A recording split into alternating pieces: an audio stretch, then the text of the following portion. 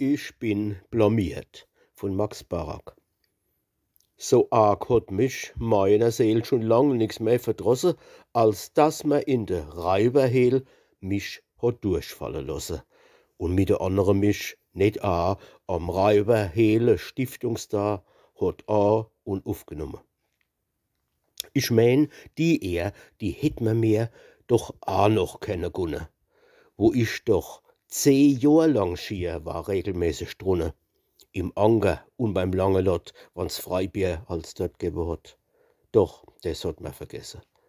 Vergessen hat man's mir nicht, wie ich mich hab benommen, dass ich als mit dem Glockenschlag am 6. schon bin kumme und dass ich da geblieben bin, bis das die letzte gegangen sind, am 1 als mit dem Nachtzug.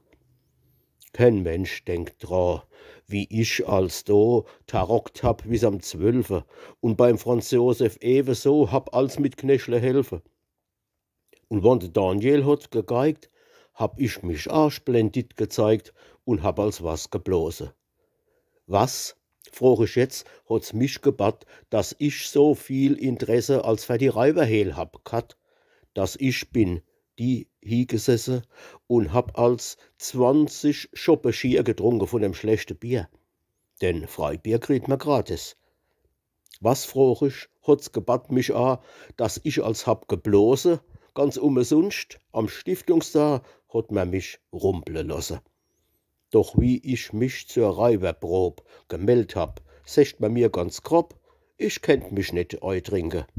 Ich kenn's net, wann ich sowas her, da muss ich ja grad lachen. Die Reiberprob ist nicht so schwer, die wollte ich 6-mal machen. 4 ganze trinken, was ist dann so schwer da dran? Der Seiler kann noch 20 ganze trinken. Allein das war da halt nur so geredt, wie ich sollt mähne. Denn sonst sag ich nur, hätt mir jo die Prob mir schenken können und hätt, wie andere Künstler als Ehrenräuber an dem da mich dann aufnehmen sollen. Doch da war's halt nix damit und das hat mich verdrossen. Ich bin blamiert, ich kann mich nicht mehr drunter sehen lassen. Es ist mir leid bei meiner Seel, ich war so gern als in der Höhl, wann's Freibier dort hat gegeben.